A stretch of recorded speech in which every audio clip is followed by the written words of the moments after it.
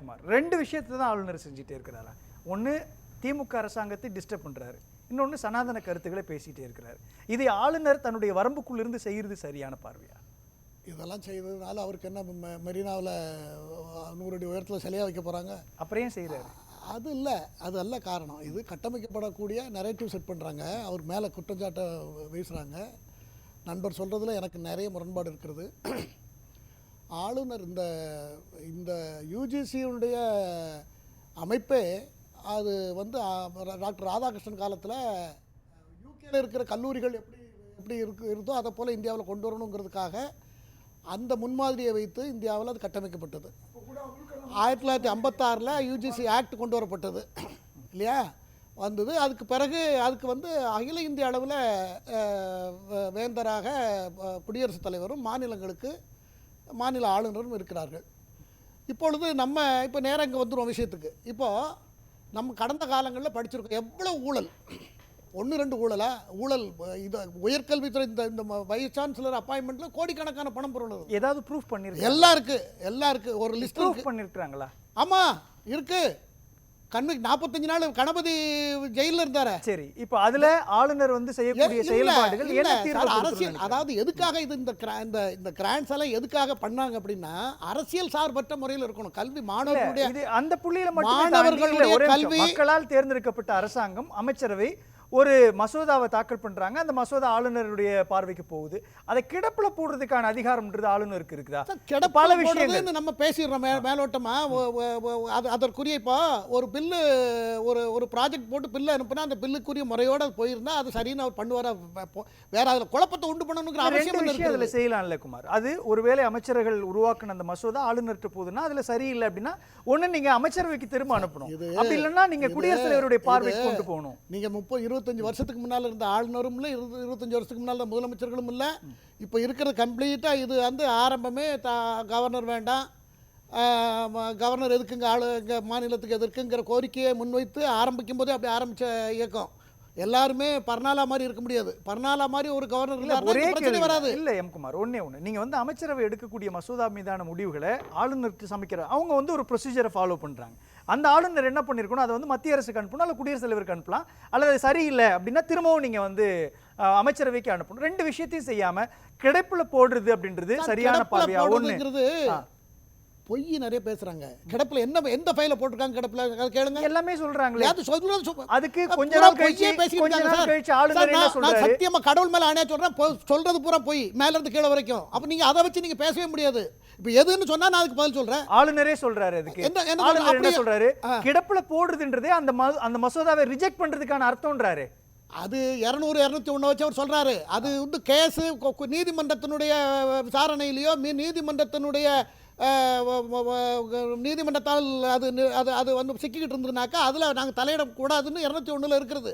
அதைத்தான் அவர் சொல்லுவார், அதைத்தான் சொல்ல முடியும். இல்லை, அதைத்தான் அவர் சொல்ல முடியுமே தவிர ஆளுநர் வந்து என்ன சொன்னார்னா, ஒரு மசோதாவை நான் நிறுத்தி வைக்கிறேன் அப்படின்னா அது கிடப்புல போட்டதுன்னு அர்த்தம் அப்படின்னு ஆளுநரே சொல்லி இருக்கிறார். சட்டத்திலே அப்படிதான் இருக்கு. இல்ல அப்படிலாம் கிடையாது. 201 இருக்கு. இல்ல நீதிமன்றம் பர்வியூல இருக்கிறது, மேட்டர் சப்ஜுடிஸ் இருக்கிறது வேற, நீங்க சொல்றது வேற. குழப்பறீங்க. 201 அதான் இருக்கிறது. சட்டம் எப்படி என்ன சொல்றதுன்னா, அவர் இந்த மாதிரி நீதிமன்றத்தினுடைய இதுல சிக்கிட்டு இருந்ததுனாக்கா அந்த வழக்கில் அவர் தலையிடக்கூடாது 201 தெளிவாக சொல்லி இருக்கிறது. அதை அவர்கிட்ட போச்சுன்னா அவர் என்ன ரெண்டாவது முறை பரிந்துரை பண்ணாங்கன்னா அது குடியரசுத் தலைவருக்கும் அனுப்பலாம். கிடப்பில் இருந்தால் இவர் அறிவிச்சதாக இவரே வச்சுக்கிட்டு குடியரசுத் தலைவர் கிட்ட போயிட்டு அதனால முடிவு எடுக்கிறது ஒரு ஆளுநருக்கு அழகுதானே? சட்டத்தில் அன்னைக்கு அப்படிதான் இருக்காது. ஸ்டேட்மெண்ட் சொல்றதுல என்ன பிரச்சனை? அதுல ஒரு கிரே ஏரியா இருக்கத்தான் செய்கிறது. அது அந்த இடங்களை தான் பயன்படுத்துறாங்க. 141 உச்சநீதிமன்றம் இப்போ கூட என்ன சொல்லி இருக்கிறது, 1 வாரத்துக்குள்ள முடிவெடுங்க, இல்லைன்னா நாங்கள் ஏற்கனவே பேரறிவாளன் இந்த கேசஸ் எல்லாம் என்ன முடிவு எடுத்தாங்களோ நீதித்துறைக்கு ஒரு போர்ஷனை கொடுத்துருக்காங்க 141. அது எடுக்கிற முடிவுகளை வந்து இந்தியாவில் இருக்க இந்த போர்ஷனில் தானே 7 விடுதலையே நடந்தது. இதெல்லாம் நடந்தது. அதில் சொல்கிறேன் கேளுங்க. அதாவது இப்போ சமீப காலத்தில் என்ன ஜுடிஷியரி, எக்ஸிக்யூட்டிவ், லெஜிஸ்லேச்சர் 3க்கும் தனித்தனி அதிகாரங்கள். அது பர்டிகுலராக நீதித்துறை வந்து இதை சார்ந்த தனியாகவே இயங்குகிறது. ஜுடிஷியரி எக்ஸிக்யூட்டிவ்ஸ் வந்து சட்டத்துறை சட்டத்தை ஏற்றுவதும், எக்ஸிக்யூட்டர்ஸ் வந்து அதை நிறைவேற்றுவதும், எல்லா துறையிலும் இருக்கிற குறைகள் நேரடியாகவோ மறைமுகமாகவோ அல்லது நீதிமன்றத்தின் கவனத்துக்கு கொண்டு வரப்பட்டால் அதை விசாரித்து தீர விசாரித்து தண்டித்து விளக்கமளிக்க வேண்டியது நீதித்துறையின் கடமை. இவ்வளவுதான் சட்டத்தில் இருக்கிற 3 தூண்கள். இந்த 3 நிறுவனமும் தான் அரசு துறை பெருநிறுவனம். இந்த 3 நிறுவனத்தை வைத்து தான் அரசாங்கம் இயங்கிக் கொண்டிருக்கிறது. ஆனால் இப்போ சமீப காலத்தில் என்ன நடந்து கொண்டிருக்கிறது என்றால் ஜுடிஷியரி என்ன செய்கிறது என்றால் ஆட்சியாளர்களுடைய அதிகாரத்திலும் கூட மூக்கை நுழைக்கிறது, தலையிடுகிறது பல விஷயங்களில். அது இல்லன்னா பிரச்சனை அதிகமாகுமே. இல்ல ஒரு சபீர் கேட்கக்கூடிய கேள்வி, அது எப்படி பாஜக ஆளாத மாநிலங்கள்ல மட்டும் இந்த பிரச்சனை அங்க வர்றது இல்லையா? இப்போ நண்பர் சொன்னார் இல்லையா, இங்கதான் இந்த பிரச்சனை வருது. அங்க அப்ப இதை மாத்தியே பார்க்கலாமே. உத்தரப்பிரதேசத்துல அந்த பிரச்சனை வருதா?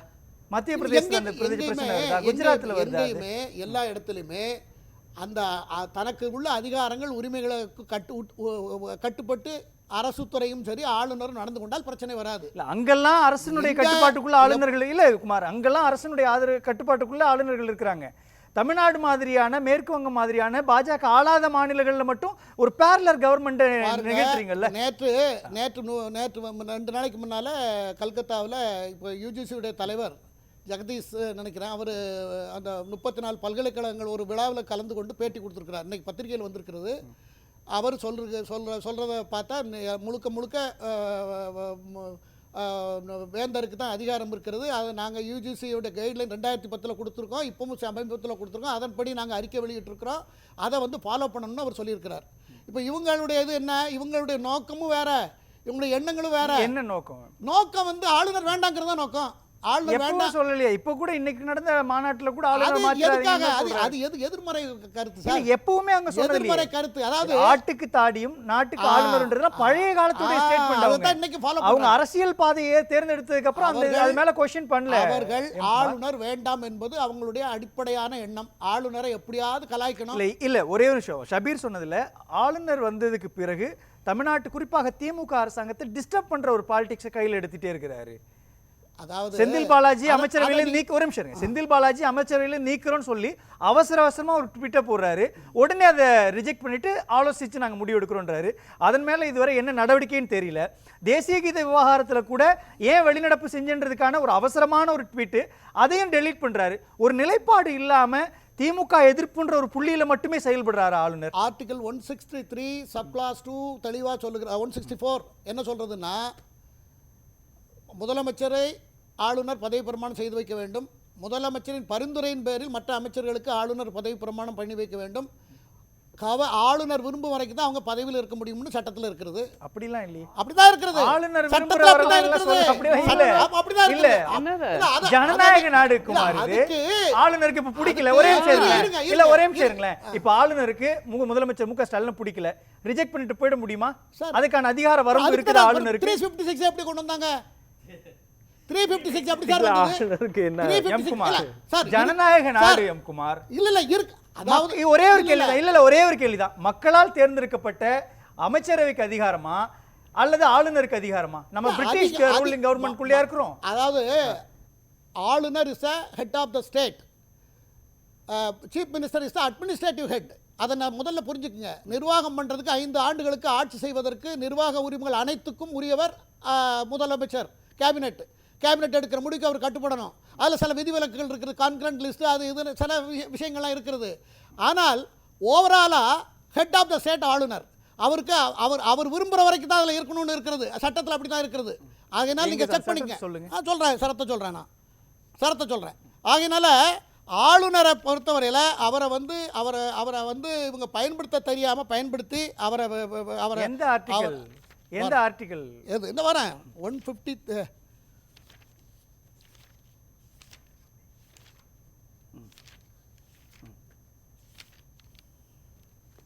நேரம் போயிட்டு இருக்கு. ஆமாம். அதனால இல்லை இருக்கு வரேன். நான் இப்போ காமிக்கிறேன் உங்களுக்கு. நான் அதை பார்த்தா படித்து காமிச்சிடுறேன்.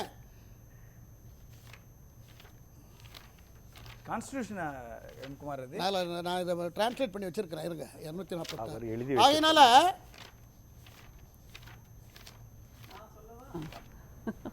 இல்லை நீங்கள் இல்லை ஒரே ஒரு விஷயம் தான் எம் குமார். இருங்க நான் அதை ப்ரூவ் பண்ணுறேன், உங்களுக்கு ப்ரூவ் பண்ணுறேன் சார். ஒன்றும் பிரச்சனை இல்லை. நான் ப்ரூவ் பண்ணுறேன். வெளியில் போகிற போக்கில் ஆளுநருக்கு தான் அதாவது இல்ல, அது இருக்கு. நான் பலமுறை இதே அரங்கத்துல இருக்குன்னு சொன்னார் இல்லையா? இது அரங்கத்துல இல்ல அது அரங்கத்துல நான் பலமுறை கொண்டு வர்றாங்க யூஜிசி. இல்ல இதே அரங்கத்துல நான் பலமுறை சொல்லி இருக்கிறேன். அதே கிளாஸ் படிச்சு ஒரு இடைவேளை கூட எடுத்துட்டு வரலாம். நான் எடுத்துட்டு வரேன். நான் ஒரே ஒரு குறுக்கீடு. அதாவது குமார் சார் வந்து ஆர்டிகல் 141, 356, 420, 444 அப்படின்னு இஷ்டத்துக்கு அவருக்கு பாட்டுக்கு ஒரு கான்ஸ்டியூஷனை அவர் ரெடி பண்ணி வச்சிருக்காரு.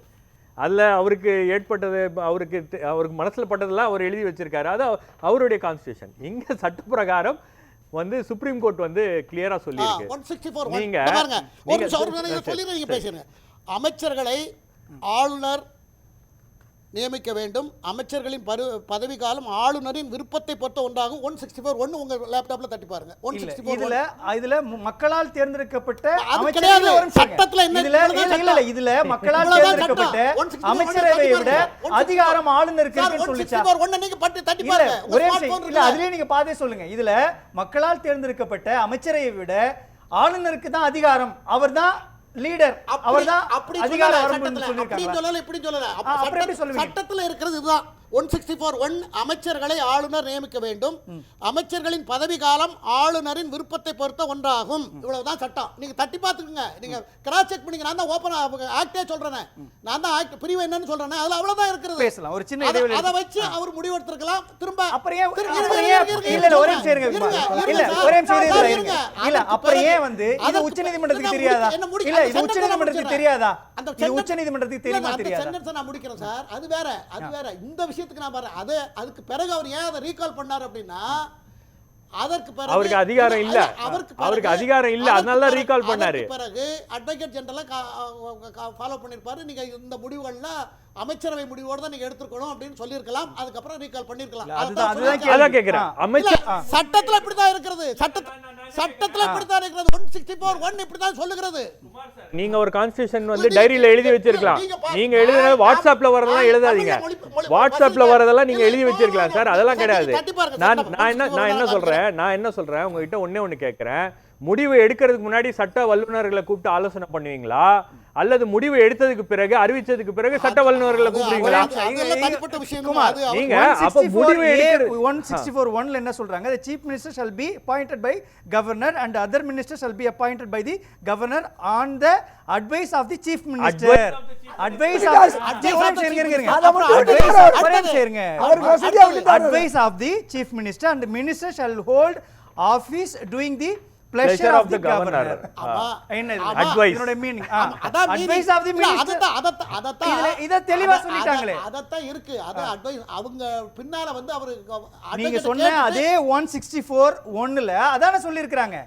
மாநிலத்தினுடைய முதலமைச்சருடைய பரிந்துரையின் பேர்ல தான் அமைச்சர்கள் நியமனம்ன்றாரு. அமைச்சர்கள் நியமனம் ஒருத்தர் நீக்கிறதுக்கோ அப்படிதான் எப்படி அவங்க இல்ல ஒருத்தர் அப்படியே செந்தில் பாலாஜியை நீக்கிட்டு வாங்குனாரு. ஒரே நிமிஷம் இல்ல எம்குமார் ஒரே நிமிஷம். அப்படியே செந்தில் பாலாஜியை நீக்கிட்டு உடனே திரும்ப வாங்குறாரு. அதுதான் நான் சொல்றேன். அதுதான் அவருடைய பதவி காலம் யார் விருப்பத்தை பொறுத்ததுன்னு இருக்கு. அதுல பதவி காலம் யாரு கவர்னர் தான் செட் பண்ணணும். பேசணுமா குறுக்கிடணுமா? இல்ல ஒரே ஒரு விஷயம் சார். நீங்க செந்தில் பாலாஜி விவகாரமே எடுத்துக்கங்க. செந்தில் பாலாஜியை நீக்கிட்டு மறுபடியும் அந்த அந்த டிசிஷனை பின்வாங்கினதுக்கான காரணம் என்ன? ஆளுநருக்கு அதிகாரம். அதுதான் அது தப்புன்னு சொன்ன உடனே அதை நீக்குங்க, வாபஸ் வாங்குங்கன்னு சொல்லிட்டாங்க. அவ்வளவுதான் முடிஞ்சிருச்சு. ஒரே ஒரு கேள்விதான். தவறு நடக்கும் பட்சத்தில் தவறு செய்திருக்கார். தவறு சட்டப்படி ஒரே நிமிஷம் இருங்க. சட்டப்படி இல்ல மாதிரி செந்தில் பாலாஜி இடி கேஸ்ல அரெஸ்ட் ஆனப்போ அவர் வந்து நீக்குறாரு, உடனே வித்ட்ரா பண்ணிக்கிறாரு. திரும்ப அவர் வெளியில வந்துட்டதுக்கு அப்புறம் அமைச்சரவையில போய் இடம் கொடுத்தாரு இல்லையா? அப்ப ஏன் அப்பாயின்ட் பண்ணாரு அவரு? அப்ப பதவி பிரமாணம் செஞ்சு வச்சாரு. முரண்பாடு ஏன் முடியாதுன்னு சொல்லல? அது எல்லாம் சொல்லிட்டாங்க. இல்ல இதே ஆளுநர் தான். இல்ல அந்த ஒரே ஆளுநர் தானே எல்லா விஷயத்தையும் அவருக்கு ஒத்து போயிட்டாரு வைங்க மாநில அரசோட. பாத்தீங்களா? அவருடைய அதிகாரம் வரது தெரியுது. எம்குமார் ஒரே நிமிஷம் நான் முடிச்சிடுறேன். இதே ஆளுநர், வேற ஆளுநர்லாம் கிடையாது, பன்வாரிலால் புரோஹித் கிடையாது, வேற ஆளுநர். இதே ஆர்.என். ரவி தான் செந்தில் பாலாஜியை நீக்கிறாரு, அமைச்சரவையிலிருந்து நீக்கிறாரு. உடனே அதை ட்விட்டர் டெலிட் பண்றாரு. மீண்டும் அவர் வந்து ஒரு ஆண்டுக்கு சிறையில் இருந்துட்டு வெளியில வரும்பொழுது இதே முதலமைச்சர் தானே பரிந்துரைக்கிறாரு. அதை ஏத்து ஏன் திரும்பவும் வந்து செந்தில் பாலாஜியை அமைச்சரா பொறுப்பேற்கிறாரு? அதுதான் அதுல இருந்து நிராகரிக்கலாமே. அதுதான் ஏன்னு சொன்னா அமைச்சரவையோட முரண்பாடு வேண்டாம்னு பண்ணியிருக்காரு. பாத்தீங்களா? பண்ணியிருக்காரு. இல்ல, வேற என்ன பண்ண முடியும்? வேற ஏதாவது சட்டப்படி நம்ம நியாயப்படியும் தர்மப்படியும் ஒரு குற்றச்சாட்டு. இது சட்டப்படி தான், நியாயப்படி தர்மப்படிலாம் வார்த்தை. சார், நம்பிக்கை சார்ந்த விஷயத்துக்கு சட்டத்துக்கு வித்தியாசம். இல்ல இல்ல, சட்டத்துக்கும் நம்பிக்கைக்கு வேற வித்தியாசம் இருக்கு குமார். சட்டத்துக்கும் நம்பிக்கைக்கு வித்தியாசம் இருக்கு குமார். இருந்தால் நீக்கினது தான். ஒரே நிகழ்வு தான் குமார். குமார், ஒரே நிகழ்வு தான், ஒரே அமைச்சர் தான், ஒரே ஆளுநர் தான். ஏன் நிலைப்பாடு மாறுச்சு? இப்ப பாருங்க, இப்போ நடந்த இப்போ சட்டமன்றத்தில் நடந்த விஷயத்துல கூட தேசிக்கு தான் பாட சொன்னாரு, பாடல வெளியே வந்துட்டாரு. இப்போ எல்லாரும் என்ன சொல்றோம், அவர் ஏன் வந்தார் வெளியே, சபை நடந்திருக்கலாமே சொல்றாரு. அப்படி இருந்தா இவர் எப்படி இப்போ மட்டும் சொல்லியிருக்கலாம்னு கேட்போம். இப்படி 1008 கேள்விகளை நம்ம கேட்கணும். நியாயமும் தர்மமும் ஒண்ணு இருக்கிறது. அவர் நியாயத்தின்படி இருக்கிறார், சட்டப்படி நடக்கிறார். அரசுக்கும் சட்டத்துக்கும் சட்டத்தின்படி தான் ஜனநாயக ஆட்சி நடக்குது. பேசலாம்.